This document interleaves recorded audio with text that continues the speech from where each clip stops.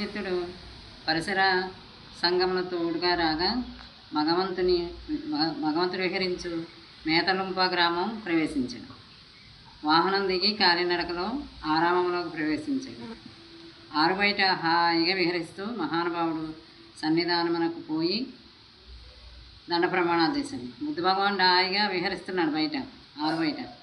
అక్కడ దగ్గరికి వెళ్ళి దండ ప్రణామాలు చేసి చరణాలు తాగుతూ ముద్దు పెట్టుకుంటూ చరణాలు ముద్దుడై తేలుతున్న ప్రసేనజిత్తును చూసి, మహారాజా, అత్యంత ప్రేమతో ఈ శరీరాన్ని ఇంతలింతలుగా ఎందుకు గౌరవించుచున్నావు అని అడిగాడు. దానికి ఆయన ఏం చెప్పాడు? ప్రసేనజిత్తుడు, దీని యందు అంతటి గొప్పదనం ఉన్నది. భగవంతా తాము సమ్యక్ సంబుద్ధులు. తమ ధర్మము అనుసరించడంలో తమ సంఘము సుప్రతిష్ట కలది. ఇంకా మూర్తీభవించిన ధర్మదేవతలు మీరు.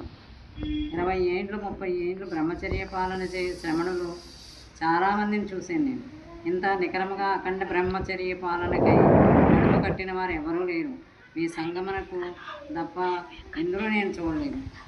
క్షత్రియుల్లో, బ్రాహ్మణుల్లో, వయసులు, భార్యాభర్తల్లో, తండ్రి కొడుకుల్లో, తల్లి బిడ్డల్లో, అన్నదమ్ముల్లో, ఇరుగు పొరుగుల్లో ఇంటింటా కలహాలే, కల్లోలములే, గందరగోళంలే, లేని చోటే లేదు.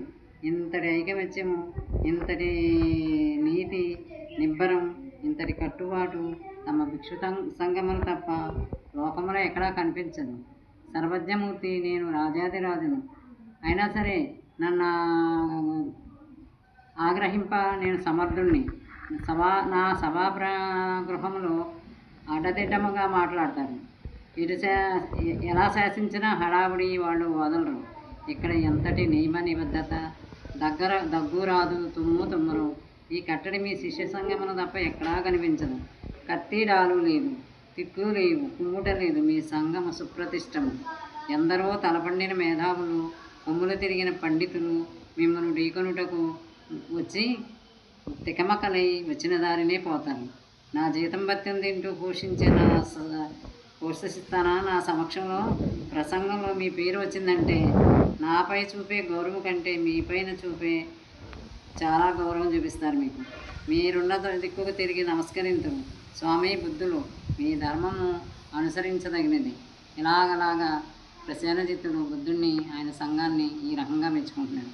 నిజంగా అంతటి వారులే వాళ్ళు. అంత పద్ధతిగానే ఉంటారు, అంత క్రమశిక్షణ. అది ప్రసేనజిత్తుడు ఊరికే చెప్పలేదు.